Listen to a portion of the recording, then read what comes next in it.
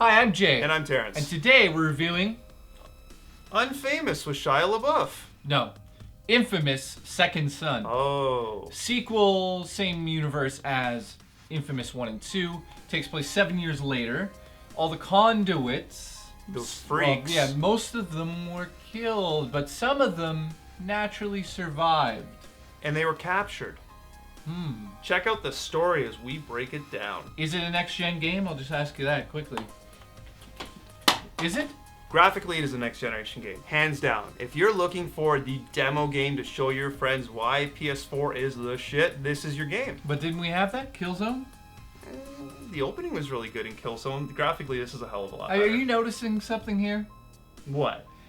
Okay, let's talk graphics here. PS4, as we all know, yes, looks better than this right here. Okay? Okay, we all know that. That's great. That's great. That's old news, though. That's old news, but the point here is inFAMOUS, Second Son, Killzone, both look... But gameplay... I'm gonna say it flat out. I liked inFAMOUS with Shia LaBeouf a lot better than I did Killzone. I will agree. So let's get into the gameplay aspect here. What do you think? The gameplay is responsive enough. It's decent enough. Now, I wish I would enough. That's the thing. I think at this point with this generation, everything's become so overhyped. Prepare for Titanfall. Oh, inFAMOUS Second Son's the best fucking thing since sliced bread.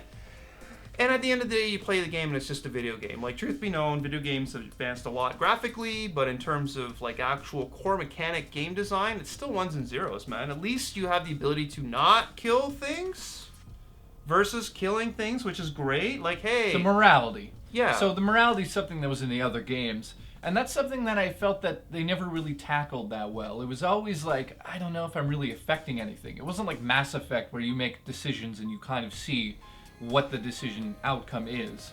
It's like, well, am I good or am I bad? And if you're bad, you see something bad. And if I'm good, you see something good. In this, it felt like you do good things or bad things, but the overall story, he felt like a really good guy. Yeah. Like, he genuinely was a good guy. So to be a negative guy and be, naughty and kill people doesn't fit his character. I think if you're gonna be the evil dude, you have to ignore. Like, I would recommend playing this story first as the good guy, right? Because it's kind of cool, you're doing your superhero thing. Like, you hear, "Oh, help me! I need help, and I have children. I don't want to die." So you make your way over, and there are some duties on the ground. You press triangle, and you heal him, and he gets up. His skin looked really pretty. Like, that's another thing. Like, we can't talk enough about the little details. The skin texture, the knitting on his toque, or someone's, like, shirt. It looked beautiful, but I think in a game like this, it's kind of hard. It's kind of hard to have you being invested with a character that's new. Like, obviously, with an open world superhero game like Amazing Spider-Man. Oh, it's Spider-Man! So you don't have to worry about, like, really developing that character because there's such a huge mythos. But I think that's the gamble when you do, like, a superhero type open world game with essentially a new character, even though it is from an existing franchise. It's like you either spend a lot of time for the player to get invested, or you're just kind of like, this is a vessel, and you're just gonna play and just smash down on things. It is mind-blowing. It really is mind-blowing to look at, but it only takes you so far. It's fun up until a certain point when you realize that, yes, I'm looking at this amazing shell of candy, and it's glossy, and it's amazing. The lighting effects are amazing. So beautiful. But gameplay, to me, is still attached to a PS3. It still feels like we're last-gen gameplay. And is that a bad thing in terms of it being on a PS4? I don't know. What it kind of leaves the question to me is next gen just about fancy graphics? This is a great game, though. It's got great graphics and great music, great sound design. That's a hard question because I feel that there's two sides to the coin here. There's going to be two people who play this game. The people who want to see something really spectacular on PS4, and the grinders who want to go out in there and do everything that they could possibly do, side missions and all that stuff. Mm-hmm. But then you get into it and there's not really too much extra to do. The side missions are actually kind of silly, like find a hidden camera, or go find an audio log and then find the signal. He holds his phone out and you kind of get closer, or hot or cold sort of type game, and then you download this file, and that's the side mission. Or the one where you have to find someone in an area from a crowd that, trust me, is not a crowd. It's like maybe 15 people. Yeah. In like a square kilometer. Yeah, it'll be like go find somebody in this little area. And then proceed to chase them around A conduit. endlessly. Oh man. Fuck. It depends. You have to be really good at aiming, because these side missions are really difficult to get into, because it's just a guy running. It's not like he attacks you, really. He just runs. It kind of reminds me of Assassin's Creed, where the guy just runs and you have to catch him. But he doesn't run normal. He's a conduit, so he's all like And then all of a sudden the bad guys show up, and it's just this huge mess, and you're just like, oh, I just want to catch this, and it's fun. But then you realize I just did this 9 times. Yo, holy shit. You just nailed it. I just did this 9 times. I just did this 40 times. It's kind of like you essentially have a handful of things that you do, and you do it over and over and over and over and over and over and over and over and over and over and over again. The world does look amazing, and it's filled with people. Mm-hmm. But for some odd reason, there's so many drug dealers in this city. Drug bust! Yeah, every 5 minutes there's a sort of like a little side mission where you bust a bunch of drug dealers. But every block there's a gang of them, and they all look the same. And it's like, is this next gen? Why is that again? I kept asking myself again. I'm thinking next gen, and I'm thinking like unique characters. I'm thinking everybody's gonna be unique. I'm thinking AI. And I'm not talking about AI from the enemy combatants. I'm thinking AI from the NPCs that populate the world. Yeah, you'd think they're smarter. No. Or they do certain things. No. Even Grand Theft Auto 5 has smarter AI in terms of when you bump into them. In this one, it's the same canned, it's just animation or dialogue. It just happens again and again. I notice just repeat dialogue. It just feels like, again, I feel like these games are made in the same cycle period as the PS3 versions, but they don't have enough time to put another year into it to be like, okay, next gen, what can we do? Well, let's add this, and this on top of that. And that's something I think Watch Dogs did properly. They're like, well, let's just 8 more months to add on top of that amazingness already. Mm-hmm. Did they do that here? I don't know. It's hard to say. I don't think they did that. I think they built a PS3 game that was on a PS4, but they just said, just make it look really good and get it out there. They never thought, like, what's next? What's the thing above that we can do that makes this special? Mm-hmm. It's not there. It doesn't exist in this game. It just is another game in the series. At certain points, you have to get by kind of like restricted areas that are like on the street, but they're kind of gated off by DUP, that's what they call themselves. Yep. And so it's like towers, and you got guys with guns, and you go in there, you aim a gun at them, oh my god. So anyways, I destroy a couple of towers, there's chaos everywhere, and then this car just drives down the street amidst all this chaos, not even speeding, just along. It's very like pre-programmed, follow the speed limit in a perfect line, and that's exactly what I got out of this game. It's like as fucking pretty as it was and as competent as it was in terms of gameplay and whatever. Like if you're really into that stuff, it's fantastic. But it's just kind of like, I know, I remember that. It was a pedestrian experience. You're like, look at this, look at how stupid this is. And I was like, what? And you're like, there's a car driving down the middle of this chaos. When you play an open world game like this and you have to go up against enemies that are constantly just barraging you every turn, that's all the game is. That is it. It's go fight the AI characters in the road, you just clear this part of the map, do it again. Oh wait, do it again. No, guess what? Do it again. Do it again, do it again. And it's just like, is there anything else we can do here? And they're like, oh no, we got side missions for you. Go find the hidden camera. Oh, okay. But on the way there, do it again. So guys, I guess like in summation, like I want to do something where I want to do final scores, but I also kind of want to point out the strongest points because I want you guys to know. I want you guys to know that like, this is actually not a negative review. I like the game. Jay liked the game, but the problem was is it didn't compel. At a certain point, it's like I've had enough.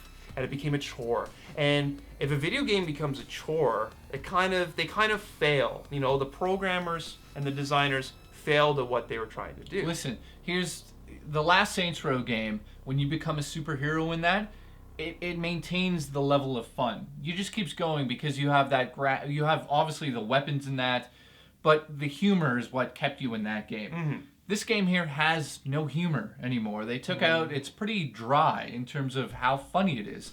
They took that out. They also took out any soul. I don't feel soul. I understand the character, but is he really a good character to go with to run your whole game? Like, it's kind of, you know, if they took Kurt Cobain and he was the hero, then I'd love it. But this is just some punk kid who spray paints the walls, who's aimlessly doing nothing, and I guess they're supposed to be showing you, hey, he will become somebody. He'll be the next superhero. But that journey to become the superhero is incredibly boring. See, the problem is with the main character is he's actually pretty likable when he's with people, primarily his brother Reggie. So the dynamic they have going, like the first hour of that game, I loved. I had nothing bad to say about it at all. But and it's kind of it's impossible, obviously, because his brother's like a small town cop, and you know, and the dude's a conduit now, so he's all like, oh, look at me and my powers. I'm gonna and it's a noble journey. Like, you know, like what he wants to do is pretty noble, and it's selfish because he blames himself, but it's selfless because he wants to right a wrong. Here's a problem. The Game Developers Conference just happened, and there was one of the talks was about how story in games isn't important, and they bring up the statistic that only like a third of people that play a game finish the game, and that's whatever. That's to be expected.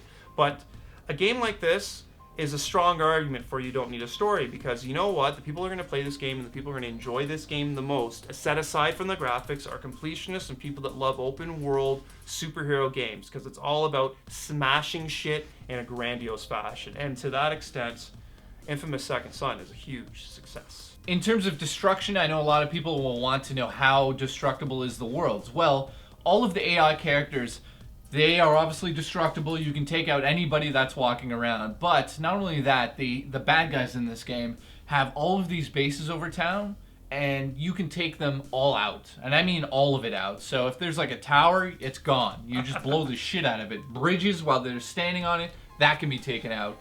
All of their vehicles can be taken out, but then you have to ask yourself, do I want to blow up the vehicle because there's another human character standing next to him? If I blow up the vehicle, then I'm going to be killing somebody. Moral choices. Moral choices come into play, but then moral choices don't really go anywhere. There is a great thing about the destructibility. I remember you blew up one of the towers, and then we turned around and a huge piece of the tower smashed into a car. Yeah, randomly. Do you have insurance for that? You have tower insurance? There's amazing moments. I just don't feel that if you play as, like morality speaking, the good guy, I don't know if I'd play this whole thing again just to see the choices of the bad guy. Overall, what do you give it?